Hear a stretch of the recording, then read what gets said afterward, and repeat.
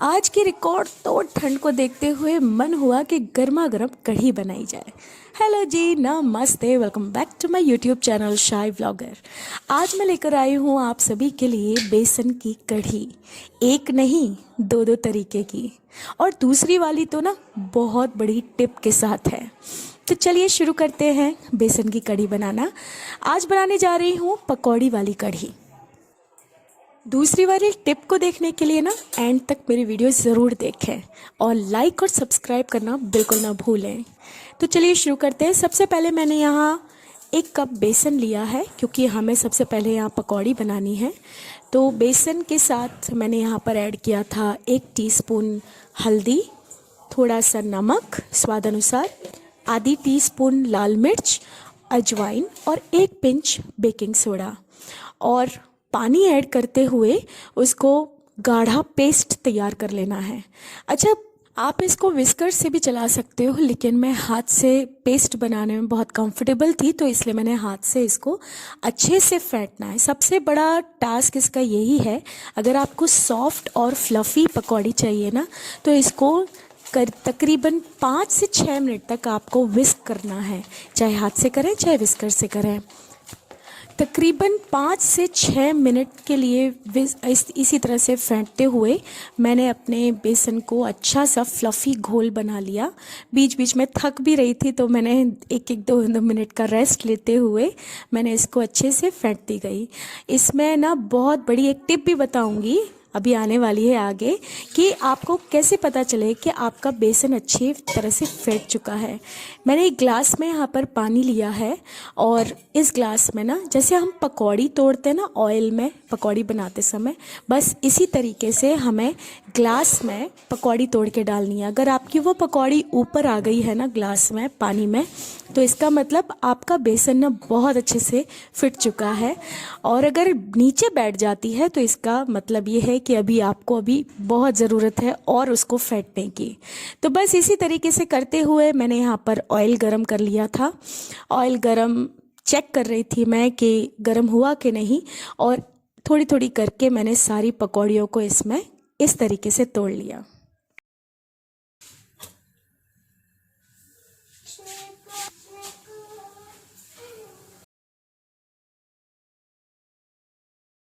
ध्यान रहे जब भी आप पकौड़ियाँ इस तरह से तलें तो मीडियम आंच पे ना ऑयल को अच्छा हीट अप कर लें, जिससे कि पकौड़ी तोड़ते ही आप देखेंगे कि पकौड़ी ज़रा सी डाली है लेकिन वो फूल कर कितनी बड़ी हो जाती है, और उसको एकदम से उसको। सेकंड टिप ये है कि पकौड़ियाँ डालने के साथ ही ना झजरी से उसको चलाना ना शुरू करें, अदरवाइज़ आपकी पकौड़ी फट जाएंगी और उनमें ऑयल भर जाएगा तो वो बिल्कुल भी अच्छी नहीं बनेंगी। तो डालने के बाद थोड़ी देर उसको मीडियम आंच पे ऐसे ही रहने दें। आपको लगे कि हाँ जैसे थोड़ा सा आप उसको चला सकते हैं झजरी से, तो बस 2 मिनट के बाद फिर उसको धीरे धीरे से चलाना शुरू करें।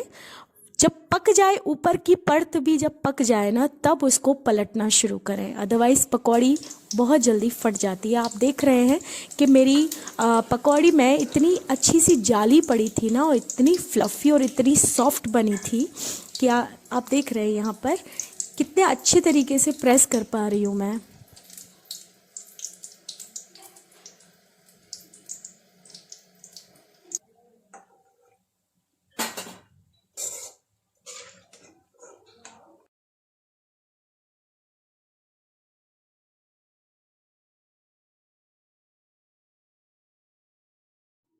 और बस इसी तरीके से थोड़ी थोड़ी सी पकौड़ियाँ डाल डाल कर पूरी सेक ली और सबकी पकौड़ी बना ली।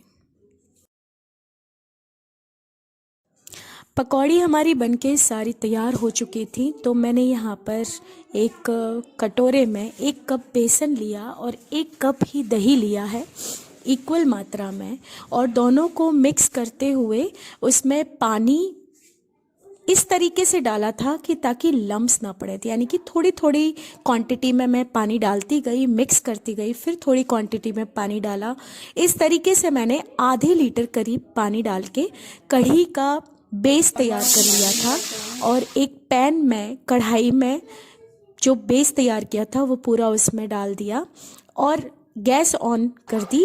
एक चीज़ का ध्यान रखें, जैसे ही आपकी गैस ऑन हो जाए तो उसके बाद फिर कढ़ी को चलाते रहें, अदरवाइज़ गैस ऑन होते ही फिर लम्स पड़ना शुरू हो जाते हैं अगर हम उसको चलाते नहीं हैं तो।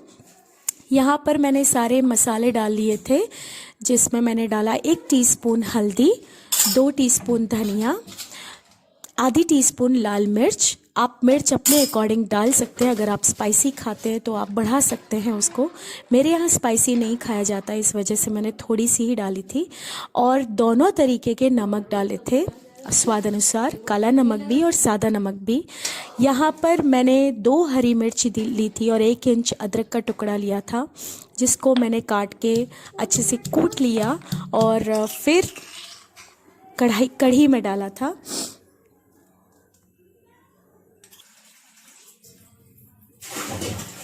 ये आप देख रहे हैं कि मैं बस थोड़ा सा हाथ धोने गई थी मिर्ची के, तो बस इतनी देर में मेरी वो कढ़ी जो थी वो पूरी गैस के ऊपर गिर गई। और फिर उसको साफ़ करते हुए मैंने दोबारा से कढ़ी उस पर चढ़ाई और उसको पकने के लिए रख दी। यहाँ पर बेसन ना बिल्कुल कम्प्लीटली पक चुका था, बिकॉज़ दानेदार जैसा हो गया था, चिपक नहीं रहा था कढ़ाई में बिल्कुल भी। तो इस स्टेज पे मैंने पकौड़ियाँ डालने से पहले यहाँ पर 1.5 नींबू डाला था, वो मैं शूट करना भूल गई। उसके बाद फिर मैंने यहाँ पकौड़ी जो मैंने सारी तली थी वो सारी पकौड़ियाँ इसमें डाल दी।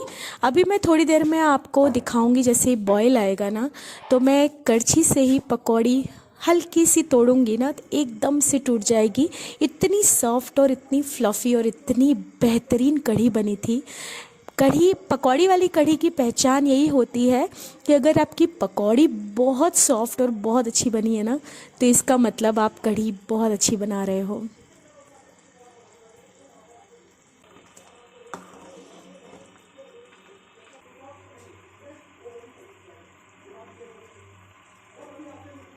बहुत हल्के हाथ से करछी से तोड़ने पे ना एकदम से टूट गई थी पकौड़ी।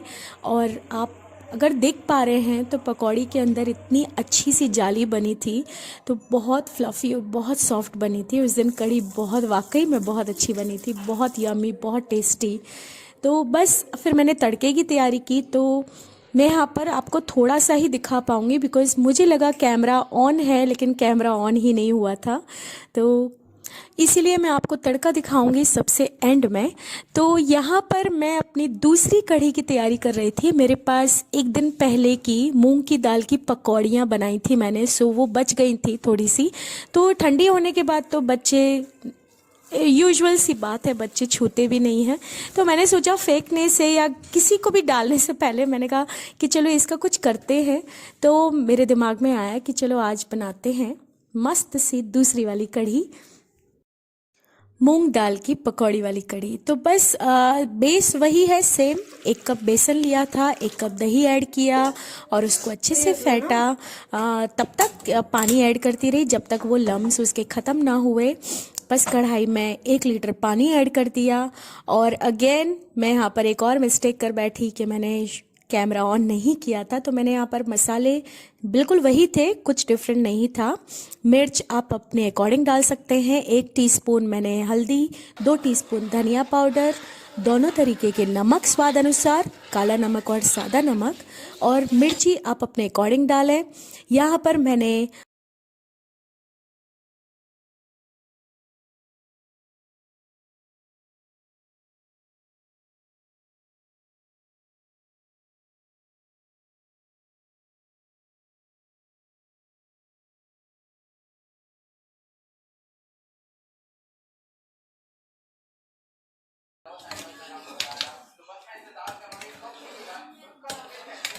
यहाँ पर मैंने 2 से 3 हरी मिर्च ली थी, 1 इंच अदरक का टुकड़ा। प्रोसेस बिल्कुल वही था क्योंकि कढ़ी का बेस वही था हमारा, सिर्फ पकौड़ियों का डिफरेंस था। वो थी बेसन की पकौड़ी और ये थी दाल की पकौड़ी। तो अदरक और हरी मिर्च को कूट कर अच्छे से फिर मैंने मिक्सचर में ऐड कर दिया और चलाती गई। थोड़ा सा जब बेसन हमारा पक चुका था तब मैंने उसमें लेमन स्क्वीज़ कर दिया, 1.5 नींबू डाल दिए और बस उसके बाद हमारी पकौड़ियाँ डाल दी। जो कि प्रोसेस बिल्कुल वही था, कुछ डिफरेंस नहीं था जो मैं पहली कढ़ी में बता चुकी हूँ। बस ये ध्यान रखें कि जब बेसन अच्छे से पक जाए उसके बाद ही आप पकौड़ियाँ, लेमन, वो सब बाद में ही डालें। जब तक बेसन पकेगा नहीं ना, पकने की पहचान होनी चाहिए। जब तक बेसन पकता नहीं है ना तो फिर वो कच्चा कच्चा स्वाद आता है, फिर कढ़ी अच्छी नहीं बन पाती है। यहाँ पर बस मैंने फिर पकौड़ियाँ डाल दी और पकौड़ियाँ डालने के बाद तड़का लगा दिया। तड़के के लिए यहाँ पर मैं आपको पूरा प्रोसेस दिखाऊंगी। एक पैन में मैंने 1.5 चम्मच के करीब, 1.5 से 2 चम्मच के करीब घी लिया था। घी में मैंने डाला 1 चम्मच जीरा, 1 पिंच हींग डाली, 4 से 5 काली मिर्च के दाने, 4 लौंग के दाने, एक सूखी ड्राई लाल मिर्च डाली थी टुकड़ा करके, और लास्ट में डाला मैंने इसमें कड़ी पत्ता। और जैसे ही हो गया हमारा तड़का तैयार हुआ तो मैंने कढ़ी में ऐड कर दिया और गार्निश किया इसको धनिया पत्ती के साथ। और आप बिलीव नहीं करेंगे कि कितनी यम्मी और कितनी टेस्टी दोनों ही कढ़ियाँ इतनी स्वादिष्ट बनी थी कि बस मेरे पास अभी शब्द नहीं है। मेरे बच्चे अभी अगर बता पाते यहाँ पर रिकॉर्डिंग में तो ज़रूर बताते कि कितनी यम्मी टेस्टी कढ़ी बनी थी। तो बस इसी तरीके से बनाएं और टिप को फॉलो करें जिससे कि आपको बहुत हेल्प मिलेगी अच्छी बेहतरीन कढ़ी बनाने में। तो मेरी वीडियोस आपको कैसी लगती हैं मुझे कमेंट बॉक्स में ज़रूर बताइएगा। आपके कमेंट्स का मैं बहुत बेसब्री से वेट करती हूँ। मुझे बहुत अच्छे लगते हैं आपके कमेंट्स पढ़ना। मैं एक एक कमेंट ज़रूर पढ़ती हूँ। और मेरी वीडियोस को लाइक करें, सब्सक्राइब करें और नोटिफिकेशंस के लिए बेल आइकन ज़रूर प्रेस कर दें जिससे कि मेरी आने वाली हर वीडियो आप देख सकें। तो thank you for watching my videos. मुझे और मेरी वीडियोस को झेलने के लिए आपका बहुत बहुत धन्यवाद। Thank you.